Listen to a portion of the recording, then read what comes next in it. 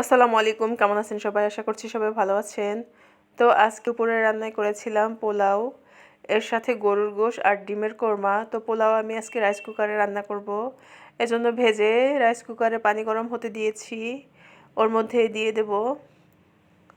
তো এখন এগুলো দিয়ে দিচ্ছি। তো এর সাথেই আমি লবণ দিয়ে দেব। লবণ দিয়ে ঢাকনা দিয়ে ঢেকে দেব। রাইস কুকারে রান্নাটা আমার সহজ হবে, এজন্য আজকে রাইস কুকারে রান্না করতেছি। তো এখন আমি পরিমাণ মতো লবণ দিচ্ছি, লবণ দিয়ে ঢাকনা দিয়ে ঢেকে অন্য পাশে আমি গোশ গোশ দিয়েছি। এখন এর উপরে সব ধরনের মশলা দিয়ে এগুলো মাখিয়ে নেব, বেশ কিছুক্ষণ ধরেই মাখাবো। তো এর সাথে আমি দিয়ে দেব তেল, সব মশলা দেওয়া হয়ে গেছে। এর উপরে দিচ্ছি গরম মশলা। তো এখন আমি এগুলো বেশ কিছুক্ষণ ধরে একটু মাখাবো। মাখানোটা ভালো হলে গোশের রান্নাটাও ভালো হবে। তো এজন্য আমি বেশ কিছুক্ষণ ধরে নিয়েই মাখাচ্ছি। তো এখন আমি এর উপরেই দিয়ে দেব লবণ। লবণ দেওয়া হয়নি।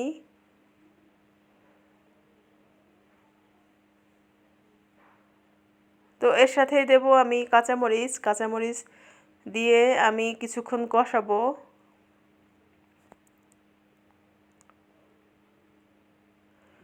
কিছুক্ষণ কষিয়ে নিয়ে আমি এরপরে ঢাকনা দিয়ে ঢেকে ডিমের কোরমাটা রান্না করে নেব।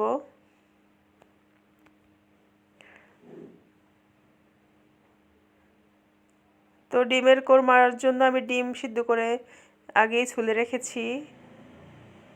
তো এখন আমি এই গোশত ঢাকনা দিয়ে ঢেকে দিচ্ছি। এখন এই ডিমগুলো আমি ভেজে নেব, শুধু লবণ দিয়ে ভাজবো এগুলো। বেশিক্ষণ ভাজার দরকার নেই, অল্প সময়ে ভাজতেছি। তো এখন এগুলো আমি তুলে নিচ্ছি। তুলে নিয়ে আমি এর সাথে দিয়ে দিচ্ছি পেঁয়াজ। পেঁয়াজগুলো একটু অল্প পরিমাণে ভেজে এর সাথে দিয়ে দিচ্ছি আমি তেজপাতা, গরম মশলা, তার সাথে দিচ্ছি জিরা বাটা। এখন এর সাথেই আদা বাটা, রসুন বাটা, এগুলো দিয়ে একটু নেড়ে চেড়ে নিয়ে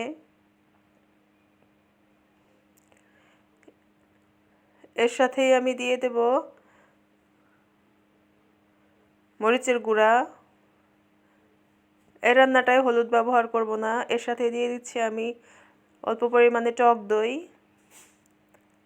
টক দই অল্প দিচ্ছি কারণ আমি দুধ দিয়ে রান্না করব বেশিই, এজন্য।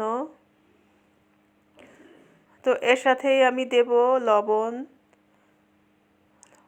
চিনি, কাঁচামরিচ আর ডিমগুলো। এগুলো দিয়ে আমি নেড়ে চেড়ে কিছুক্ষণ রান্না করে নেব। এই রান্নাটা অল্প সময়ের মধ্যেই করা হয়ে যায়, বেশি সময়ের দরকার হয় না।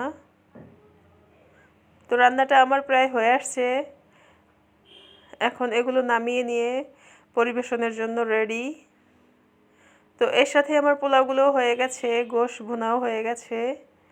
এখন এই পোলাওয়ের উপরে পেঁয়াজ বেরেস্তা দিয়ে দিলেই হয়ে যাবে আমার রান্নাটা কমপ্লিট। তো আজ এ পর্যন্ত, আল্লাহ হাফেজ।